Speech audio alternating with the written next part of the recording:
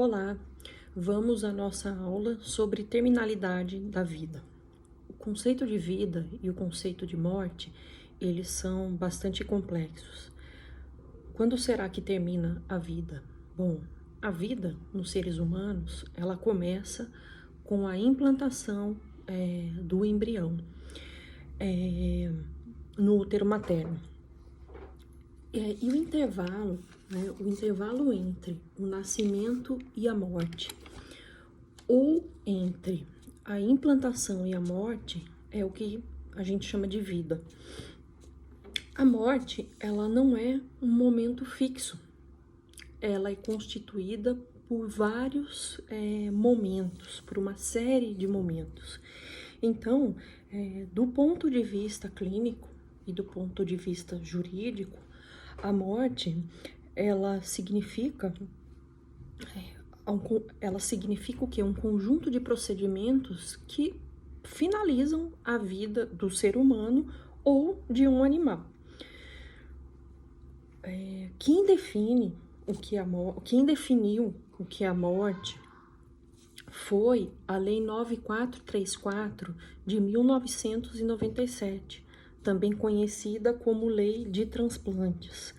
De acordo com essa lei de transplantes, a morte ela é a parada completa da atividade encefálica e não seria apenas a morte clínica. E a morte clínica é o quê? A parada do coração e dos processos celulares. E por que é que a lei de transplantes ela definiu a morte como sendo essa parada completa da atividade encefálica? Porque para que um transplante de órgãos ele possa ocorrer, o coração ainda precisa estar batendo. Então, quando vai ser feito um transplante de órgão ou de vários órgãos, o coração ainda está batendo, os processos celulares ainda estão ocorrendo, mas ocorreu a parada total da atividade encefálica. Da mesma maneira, a Resolução 1480 do Conselho Federal de Medicina, ela também trouxe essa concepção da morte, com base no chamado Protocolo de Harvard. Então, tanto para essa resolução quanto para a lei de transplantes, a morte, ela é a parada total da atividade encefálica, é o que se chama de morte encefálica. Estão ligados a esse processo de morte vários direitos da personalidade, com salvaguarda a dignidade da pessoa humana. Lembrando que a dignidade da pessoa humana, ela está adstrita à sua consciência, à sua razão, às suas preferências valorativas, ou seja, à sua autonomia, conforme a gente viu na primeira aula, o princípio da autonomia aplicado, em bioética. Então, o que acontece? A dignidade, ela tem que existir, ela existe, na verdade, em todos os momentos da vida humana. Inclusive, o embrião pré-implantatório, como a gente vai ver na próxima aula, ele também possui dignidade, ainda que essa dignidade desse embrião, ela seja mitigada. Vamos ver o que mais. Sim, então, como eu estava falando para vocês, estão ligados ao processo de morrer vários direitos da personalidade, com salvaguarda a dignidade da pessoa humana, a qual deve estar presente em todos os momentos da vida. Sendo que alguns direitos, como o direito à honra e o direito ao recato, eles se perpetuam para além da morte. A dignidade e a autonomia são direitos personalíssimos ligados ao homem, que conseguem expressar a sua vontade. Então, a dignidade, o princípio da dignidade, ele está diretamente ligado à autonomia do paciente. Então, para que um paciente decida ser submetido a determinado tratamento médico ou algum experimento científico com algum medicamento, dentre, né, os diversos tipos de tratamento que estejam disponíveis para a sua patologia, a necessidade dele expressar a sua autonomia e a sua capacidade, né, de decidir. Então, isso pode se dar através do consentimento informado e também do testamento vital, que nós veremos logo mais do que se tratam exatamente.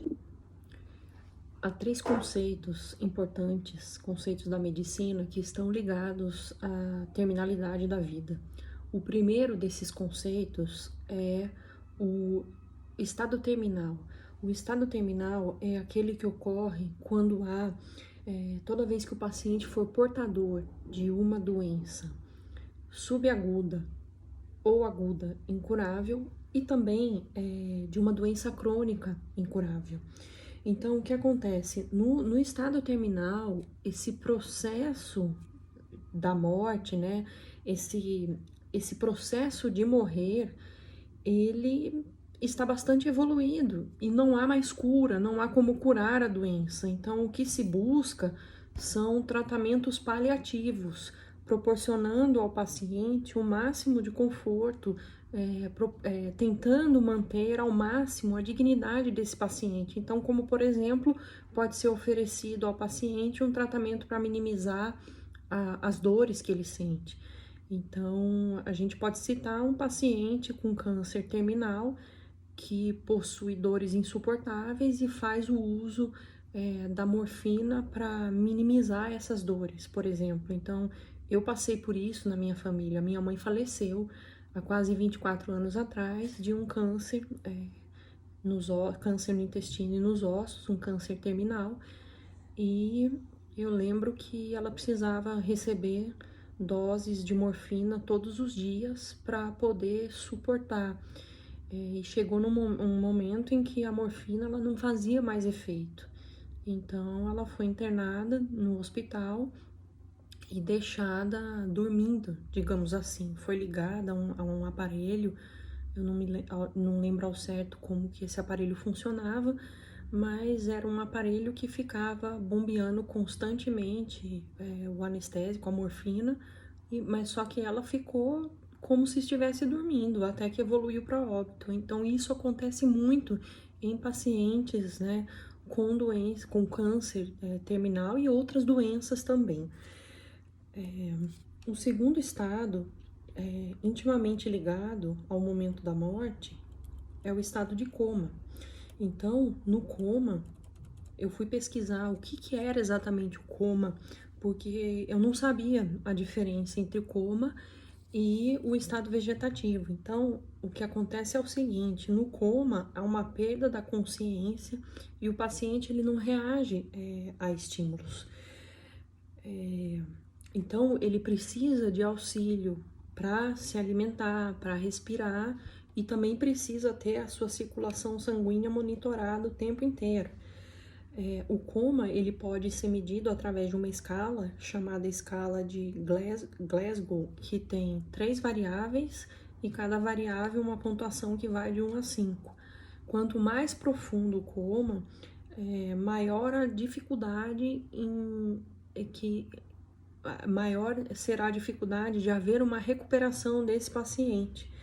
O coma, ele pode durar dias, ele pode durar semanas, ele pode durar meses e até mesmo anos.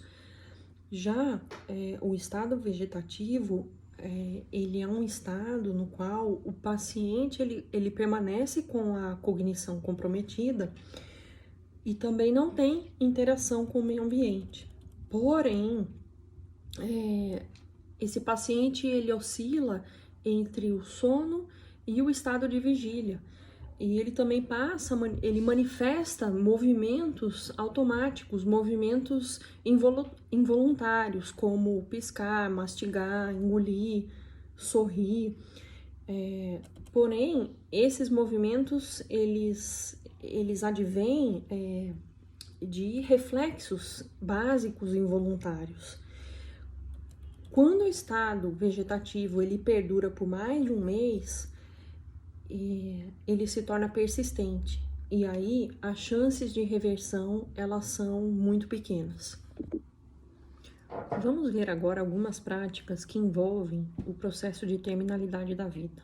A primeira delas que nós vamos estudar é o suicídio assistido. E o que vem a ser o suicídio assistido? Ele ocorre quando o próprio paciente, orientado ou auxiliado por um terceiro, normalmente um médico, ele provoca a sua própria morte.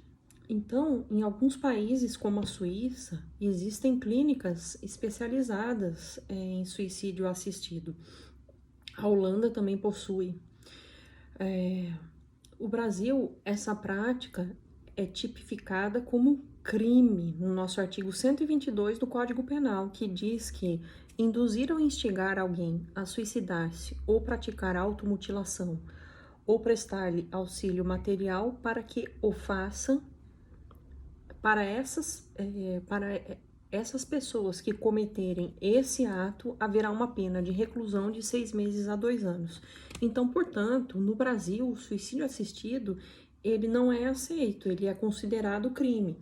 Na Suíça, há uma clínica chamada Clínica Dignitas. Ela é uma ONG que foi fundada em 1998 pelo advogado suíço Ludwig Minelli. Então, essa clínica, ela presta esse serviço de facilitar a morte, facilitar e assistir o suicídio para aqueles pacientes que estão com algum tipo de doença terminal e que desejam tirar a própria vida. Bom, o que acontece? Existe um médico patologista chamado Jack Kevorkian. Ele inventou a máquina do suicídio em 1988, visando justamente ajudar pacientes terminais a darem o fim às suas vidas. Ele deu apoio a mais de 130 doentes terminais. Ele ganhou o apelido de Dr. Morte. Então, o Dr. Morte era um médico que vivia nos Estados Unidos e auxiliou esses pacientes a cometerem o suicídio assistido. Bom, essa clínica, Dignitas, ela se situa-se em Zurique e ela dispõe de uma legislação local ao seu favor e atrai pacientes do mundo inteiro. Então, não só da comunidade europeia, mas pacientes de outras partes do mundo onde essa prática é proibida. Os interessados em cometerem o suicídio assistido, eles devem passar por diversas avaliações médicas e reunir testemunhas que atestem o seu estado e avalizem o interesse do paciente. No caso de comprovada a incapacidade em manifestar a sua vontade, monta-se um pequeno vídeo onde as testemunhas confirmam a sua identidade, a identidade do paciente e o desejo de dar fim à sua vida. Há um protocolo de suicídio para o suicídio. Então, como que é esse protocolo? Primeiro, o paciente ele vai ter um tempo extra para pensar melhor sobre o assunto e ter a certeza de que ele realmente quer fazer aquilo. Bom, feito isso, administra-se um remédio chamado antiemético que vai evitar o vômito desse paciente. Em seguida, uma dose letal de um medicamento chamado Nembutal é dissolvido num suco de frutas. Aí o paciente bebe esse suco. Primeiro ele vai entrar em estado de sonolência e essa sonolência vai evoluir para coma e cerca de 30 minutos após vai ocorrer a morte por parada cardiorrespiratória. O preço cobrado para que seja feito o suicídio assistido varia entre 4.000 euros para a preparação e assistência ao suicídio a 7.000 euros quando a clínica assume alguns deveres dos familiares, como por exemplo os funerais, os custos médicos e taxas oficiais. Estatísticas comprovam que em 2008 foram realizados 840 processos de morte na clínica, dos quais 60% eram pacientes de origem alemã e 21% não apresentavam doenças terminais, mas vinham em busca de apoio em face de uma doença grave. Bom, gente, então, para que haja, né, para que seja feito o suicídio assistido, o paciente, ele vai assinar o consentimento informado, que nós vamos ver em breve o que é esse documento, do que se trata exatamente. E esse consentimento informado, ele vai permanecer arquivado na clínica. Por quê? Porque se houver um processo, se alguém resolver processar a clínica, algum parente, essa clínica vai estar resguardada porque o paciente assinou o consentimento e ele quis cometer o suicídio assistido. Mas há duras críticas com relação a essas clínicas, e aqueles que criticam, eles dizem que elas incentivam um turismo do suicídio. Houve um caso que aconteceu em 2009, um casal de idosos ingleses foram, né, para essa clínica para cometer o suicídio assistido. A mulher, a senhora, estava com câncer, mas o marido não possuía nenhuma doença, mas ele não queria ficar sozinho sem a esposa. Então, eles cometeram juntos o suicídio assistido.